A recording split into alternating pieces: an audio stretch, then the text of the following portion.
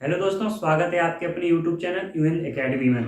तो जैसे कि आप थंबनेल में पहले ही देख चुके होंगे कि हम यूपी टेट के मैथ वाले पोर्शन को 2018 में जो मैथ आई थी ना यूपी टेट में, उसको हम कवर कर रहे हैं। तो हम 2 वीडियो कर चुके हैं जिसमें हमने 5-5 क्वेश्चन किए थे। ठीक, तो 10 क्वेश्चन तो हमारे हो चुके हैं। तो उसके आगे के क्वेश्चन को हम इस वीडियो में करेंगे।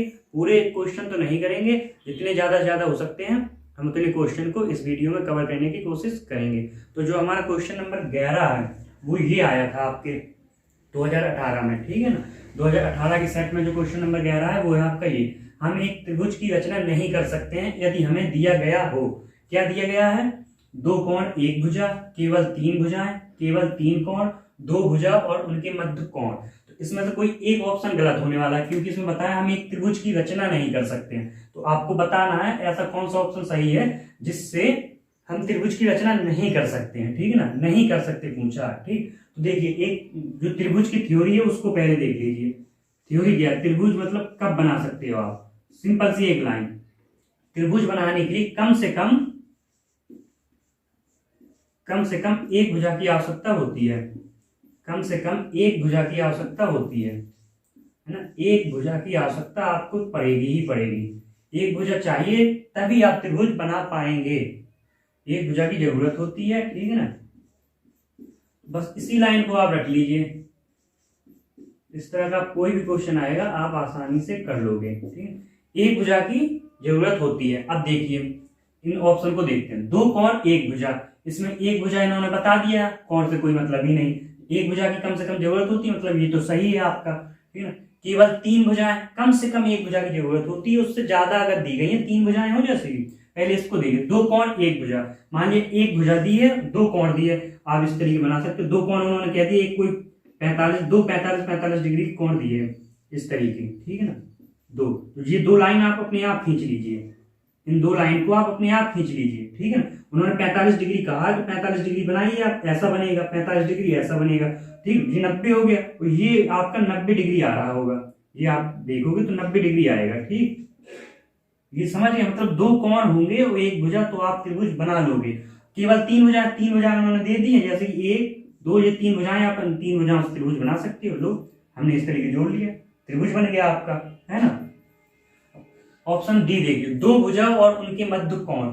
2 भुजाएं दी गई, मान लीजिए ये 2 भुजा दी हैं, फिर उनके मध्य कोई भी कोण दे दिया उन्होंने। मान लीजिए कोई भी कोण 45 डिग्री का दे दिया। ठीक, अब 45 डिग्री का ये कोण बन रहा है 2 भुजाओं के बीच में, आप बनाइए।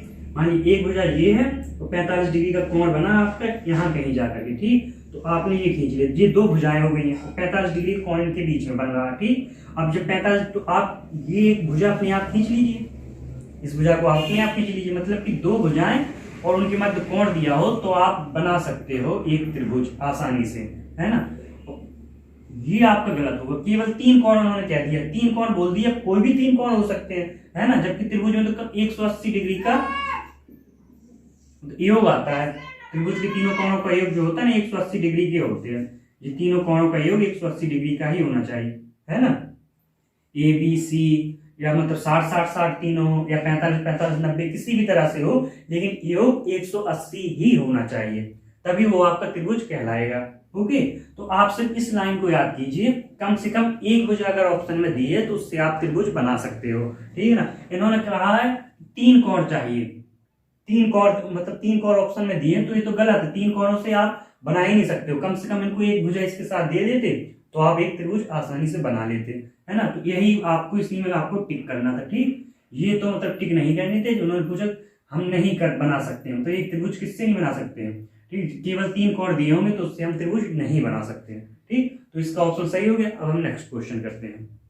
तो देखिए अब हम नेक्स्ट क्वेश्चन करते हैं। ठीक, तो इस क्वेश्चन को करने से पहले आप आयत के बारे में थोड़ी सी थ्योरी समझ लीजिए। ठीक, आयत क्या होता है देखिए,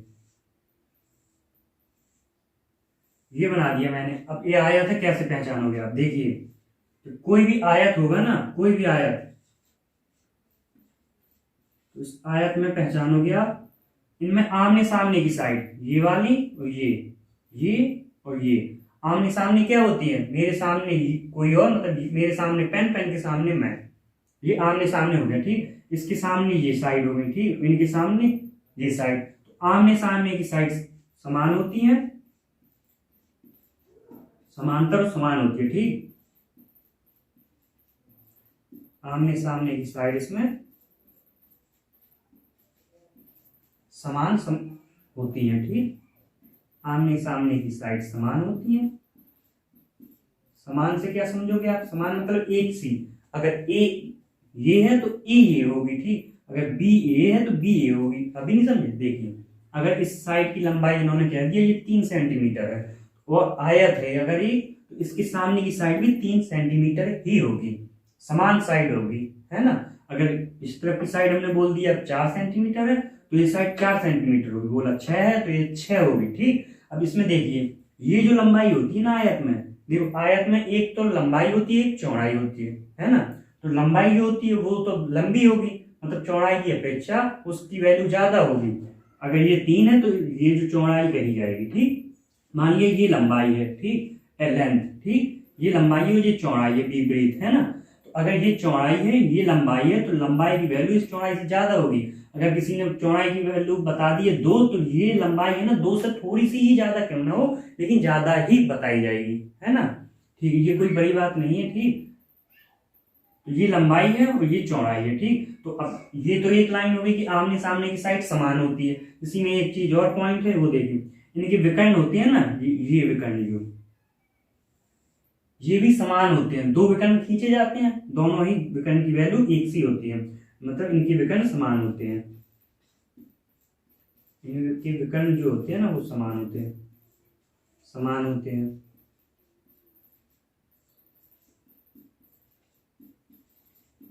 इनके विकर्ण भी समान होते हैं, ठीक। एक चीज और है, इनमें प्रत्येक कोण का मान 90 डिग्री होता है। प्रत्येक कोण का मान 90 डिग्री होता है। प्रत्येक कोण का मान मतलब बराबर कोण होते हैं, 4 कोण होंगे 90 डिग्री होता है ना। त्रिभुज में 3 कोण, चतुर्भुज में 4 कोण। ये आयत एक चतुर्भुज ही तो है ना। तो 4 भुजाएं मतलब चतुर्भुज हो गया, तो इसमें सारे कोण 90-90 डिग्री के ही होते हैं, सब 90-90 डिग्री के कोण होते हैं, है ना। तो ये आयत मतलब क्या आयत है कि नहीं, इस थ्योरी से आप पहचाना कीजिए। क्वेश्चन में दिया जाएगा, ठीक, थ्योरी से समझ जाइए। एक तो क्वेश्चन में जो आपके आते हैं ना उसमें आयत लिख के ही दे देते हैं ये लोग, है ना। ज्यादातर इसी तरह के क्वेश्चन बनते हैं, ठीक। लेकिन कुछ क्वेश्चन इस तरीके सॉल्व होते हैं कि शायद मतलब एक आयत बना, आयत के बगल से भी एक कोई आकृति बनाई गई होगी, है ना, जैसे त्रिभुज बना दी, ठीक। तो अब आपको पहचानना होता है ये एंगल कैसे बनेगा। तो ये आपको जानना जरूरी है कि चारों तो इनके तो एंगल 90-90 होते हैं, ठीक। और ये त्रिभुज बना दिया, जैसे ये मतलब चतुर्भुज है, इससे यहाँ खींच करके एक चतुर्भुज, ये आयत है ना, ये आयत ये तो 90 डिग्री का होता है और यहाँ से ये खींच दिया है, ठीक। ये आप जानते हो कि ये 180 डिग्री का बनता है कोण, एक सीधी लाइन पर 180 डिग्री का ही एंगल बनता है ना। तो ये 90 डिग्री हो गया, ठीक। और इसको भी इन्होंने 60 दे दिया, तो ये बीच का एंगल पूछा है, तो कैसे बताओगे।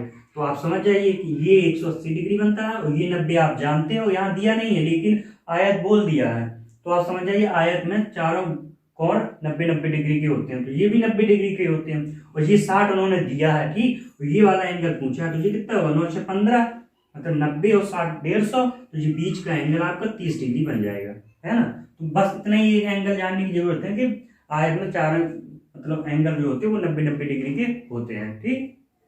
ये तो हो गया, ठीक। अब इसमें कुछ फॉर्मूले हैं उनको देख लीजिए। देखिए आयत में जो परिमाप क्या हो, परिमाप कितना होता है, परिमाप का फॉर्मूला देखिए। परिमाप होता है वो कैसे निकालोगे, परिमाप निकालने के लिए देखिए परिमाप होता है सभी भुजाओं का योग, है ना। किसी भी त्रिभुज हो चाहे कोई भी, चाहे चतुर्भुज हो किसी भी तरह का, चाहे मतलब वर्ग हो, आयत हो, कुछ भी दिया हो, परिमाप अगर कहा उन्होंने तो बाहर की परिधि जो होती है ना, ये परिधि, इसका योग पूछते हैं। मतलब अगर ये 3 दिया है, ये 3 दिया, ये 4 और 4, तो सभी को जोड़ दो, 3 4 3 4, 3 + 4 + 3 + 4, सभी को जोड़ दो, वही परिमाप होता है, ठीक है ना।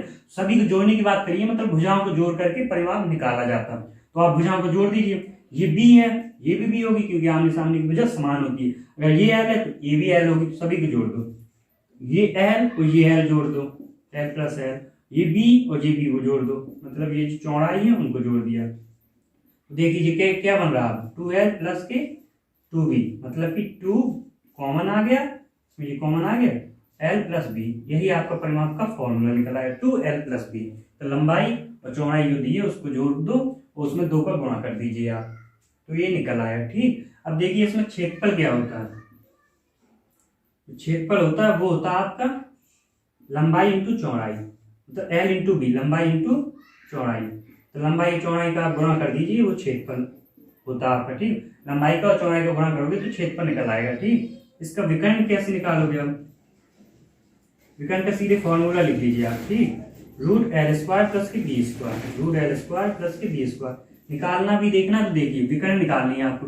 ये एल दिया है, ये बी दिया है ना, ये 90 डिग्री का कोण है। अब इसी वाले त्रिभुज से हम निकालेंगे, ये एक त्रिभुज बन गया ना, ये एक त्रिभुज बन गया। देखिए ये एक त्रिभुज बन गया, और ये जबकि आपका विकर्ण था। ठीक, ये एल था, ये बी था, तो ये 90 डिग्री का एंगल है। तो आपको ये वाली वैल्यू निकालनी है। ठीक है ना, कैसे निकालोगे, ये कर्ण समझ में आ रहा है इस त्रिभुज में। तो अगर ये कर्ण है तो कर्ण कैसे निकाल दो, कर्ण बराबर लंबाई मतलब कर्ण बराबर आधार स्क्वायर प्लस के लंब स्क्वायर।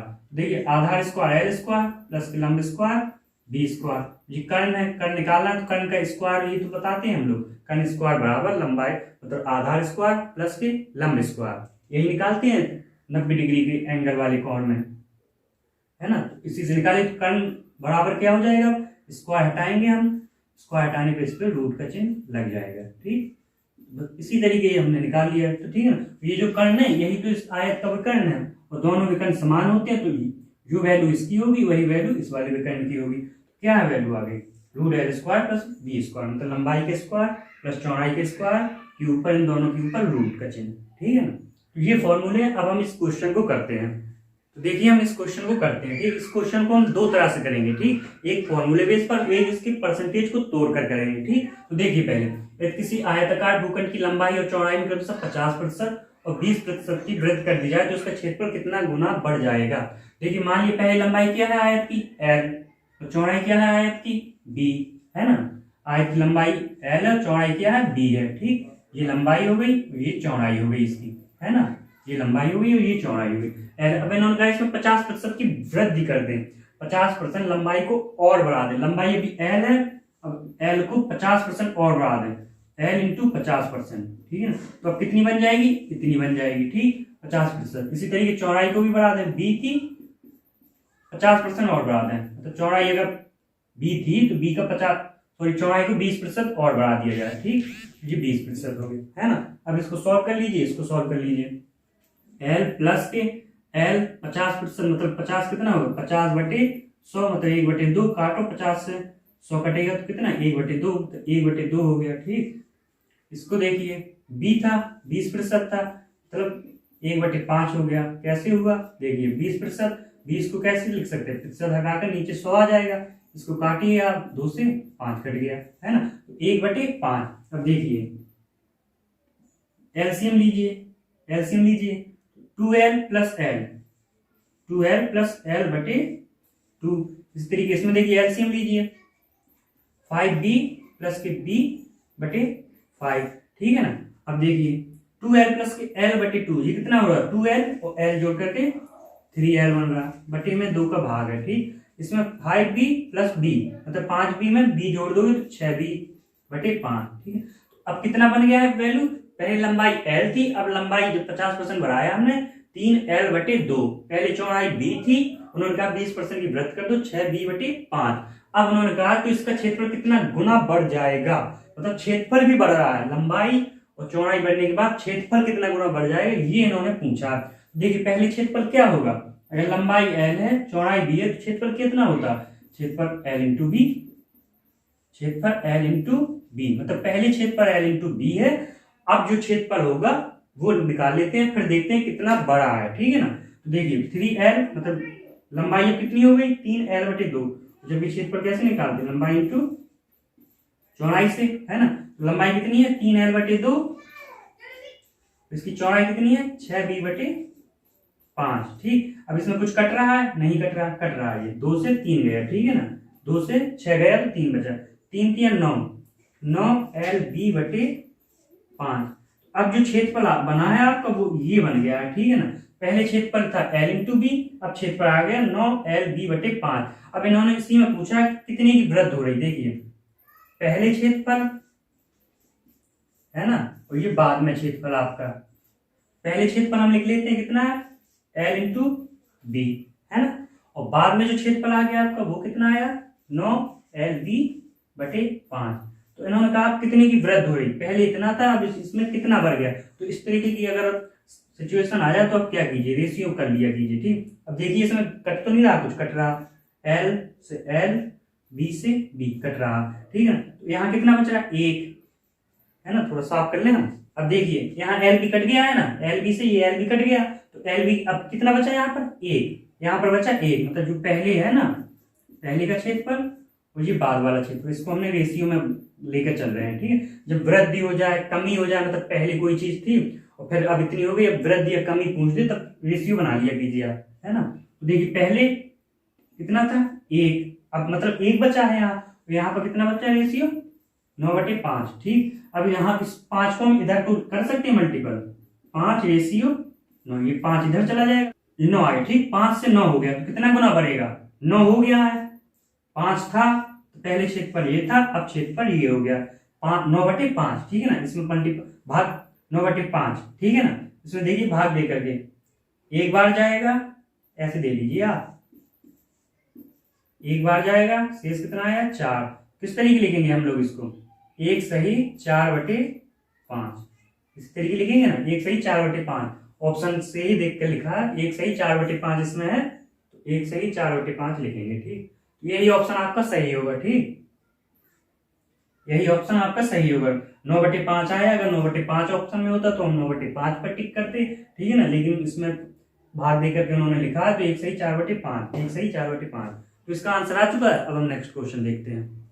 तो देखिए हमारा जो नेक्स्ट क्वेश्चन है, ठीक है ना, सामान्य मनुष्य के शरीर का ताप 37 डिग्री सेल्सियस है, तो फारेनहाइट पैमाने में यह ताप होगा, ठीक। तो इसको निकालने के लिए किस तरीके निकालेंगे, इसका सूत्र देख लीजिए, हम इसी सूत्र से करेंगे, ठीक। इस सूत्र को आप रट लीजिए, ठीक है। तो क्या है, शरीर का ताप सेल्सियस की वैल्यू दी है, तो सेल्सियस में 0 घटाते हैं हम और 5 का भाग दे देते हैं, ठीक। फारेनहाइट दिया है, फारेनहाइट में हम 32 घटाते हैं और इसमें 9 का भाग देते हैं, 32 होता है 32 डिग्री सेल्सियस, ठीक। अब दिया है इन्होंने, ये 0 डिग्री सेल्सियस है। एक और लिख लीजिए, केल्विन, केल्विन में हम 273 घटाते हैं, 273 डिग्री सेल्सियस और 5 का भाग दे देते हैं, ठीक। तो ये एक फॉर्मूला बनता है जिसमें जिन जिन चीजों का यूज होगा आप उसको ले लिया कीजिए, ठीक। इन्होंने किस किस की वैल्यू दी है, शरीर का ताप, इससे देखिए सेल्सियस में दिया, मतलब सेल्सियस की वैल्यू दी है, फारेनहाइट में पूछा, मतलब ये फारेनहाइट है, ठीक। तो इन दो की ही जरूरत है हमको किन दोनों की जरूरत है, सेल्सियस और फारेनहाइट की, ठीक। ये केल्विन की जरूरत नहीं है, ठीक। तो इस क्वेश्चन को हम करना शुरू करते हैं।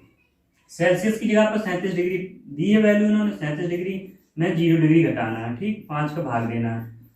अब फारेनहाइट पूछा है इन्होंने, ठीक, 32 डिग्री दिया है और 9 का भाग देना, ठीक। अब देखिए 37 में 0 गया, 37 बचेगा, 37 डिग्री बटे 5 F मतलब फारेनहाइट माइनस 32 डिग्री बटे ये 9, ठीक। अब देखिए 37 इंटू 9, 37 इंटू 9 मतलब 9 इधर चला जाएगा कि नहीं, बराबर का चिन्ह लगा, 37 इंटू 9, तो 37 में 9 का गुणा कीजिए, 9 7 63, 6 9 3 27, 6 33, 5 इधर चला जाएगा, 5 फारेनहाइट की तरफ चला जाएगा, कैसे, 5 F मतलब 5 फारेनहाइट माइनस 5 इंटू 32, 5 इंटू 32, 32 में किसका गुणा, 5 का कीजिए, 5 दूनी 10, 5 के 15 1 16, 360 डिग्री, ठीक। अब देखिए 333 ये इधर आ जाएगा, माइनस 160 चिन्ह के साथ आ जाएगा, इस तरफ प्लस का चिन्ह लग जाएगा, 160 डिग्री, 5 फारेनहाइट हो गया, ठीक। ऊपर करते हैं हम इधर पर, है। अब देखिए 333 और 160, 333 और 160 ये क्या हो रहे हैं, जोड़ रहे हैं, तो इनको जोड़ दीजिए, 3 में 0 जुड़ेगा, 3 में 6 जुड़ेगा 9 और 3 में 1 जुड़ेगा 4, 493 5 फारेनहाइट, है ना, 493 5 फारेनहाइट। अब देखिए ये जो 5 है ना, इस तरफ जाएंगे तो बटे में जाएंगे, ये 5 फारेनहाइट, फारेनहाइट के पास वाले जो 5 है 493 के नीचे जाएंगे, ठीक। तो हम फारेनहाइट लिख लेते हैं, 493 बटे 5। अब इस 493 में 5 का भाग दीजिए, देखिए 9 बार जाएगा, 45, 4 शेष बचेगा, 4 3 उतारेंगे, 43 40, ठीक, 40 3 उतरेगा, दशमलव लगाएंगे, 0 बढ़ेगा, 5 6 30, 98.6 डिग्री। तब फारेनहाइट कितना आ रहा है, 98.6 डिग्री फारेनहाइट। ये आंसर आएगा इस क्वेश्चन का। कौन सा ऑप्शन सही है? बी ऑप्शन आपका सही है। ठीक है ना। तो हम नेक्स्ट क्वेश्चन करते हैं। तो देखिए हमारा जो नेक्स्ट क्वेश्चन है, 1 square plus 2 square plus 3 square plus 4 square dot dot dot plus 9 square, 1 square से 9 स्क्वायर तक का योग 285 दिया है।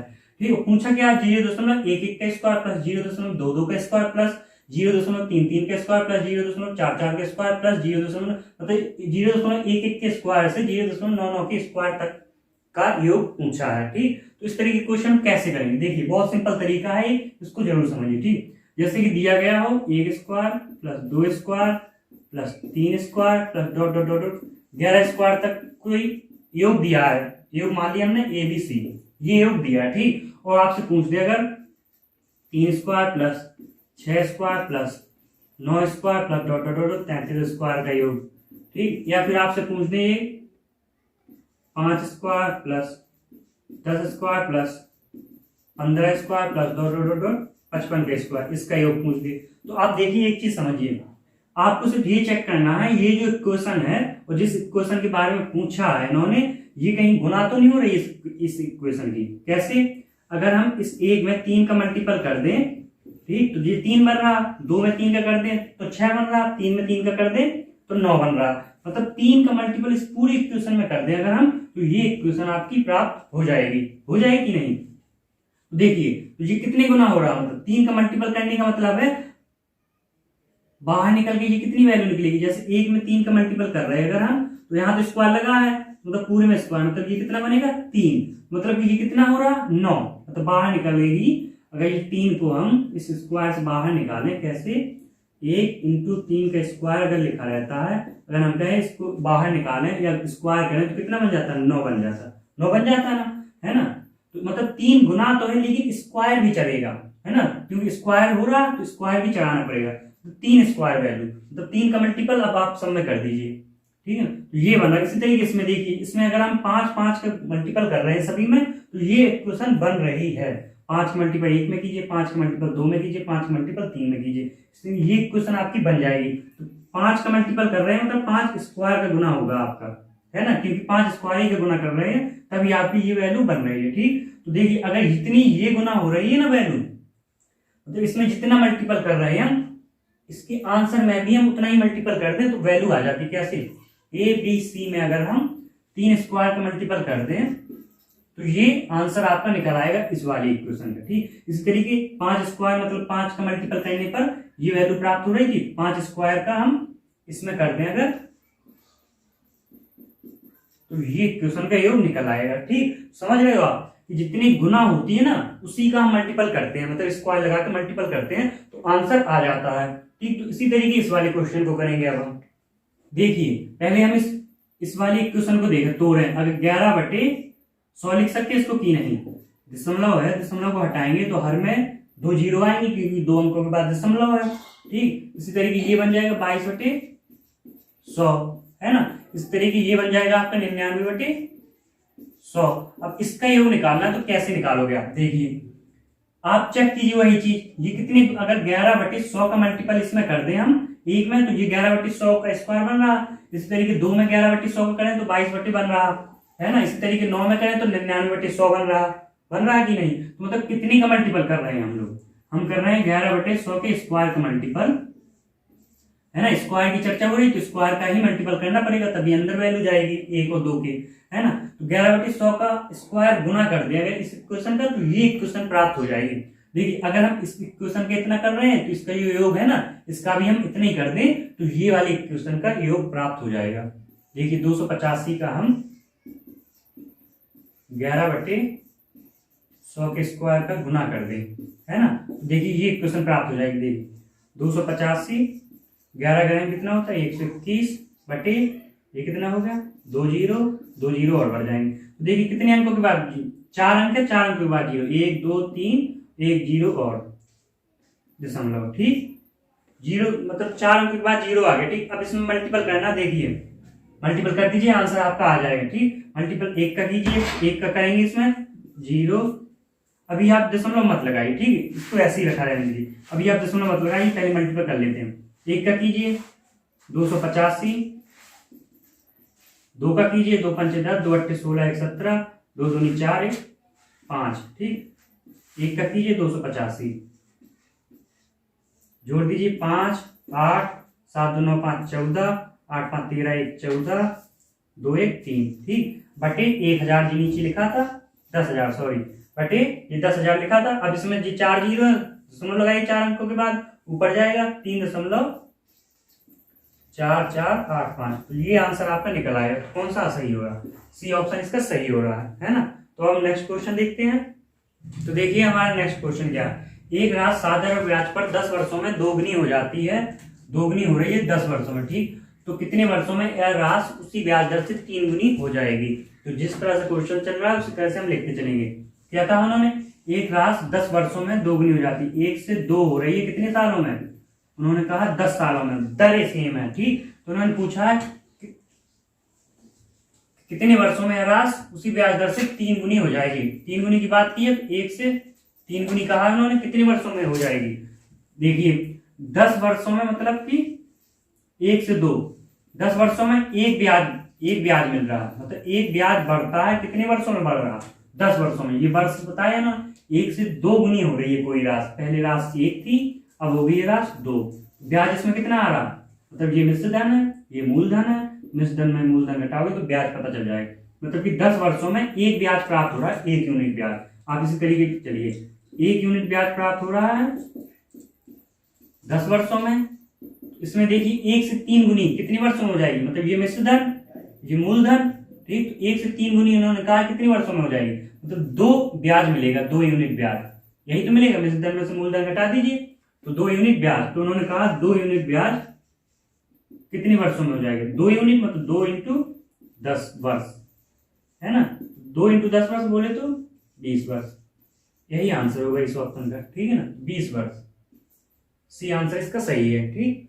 तो ये इस वीडियो को हम यहीं तक रखते हैं। अब हम मिलते हैं किसी नेक्स्ट वीडियो में इसी जगह पर। अगर कोई इस वीडियो को पहली बार देख रहा है, हमारे चैनल पर पहली बार आया है, चैनल को सब्सक्राइब जरूर कर लीजिए।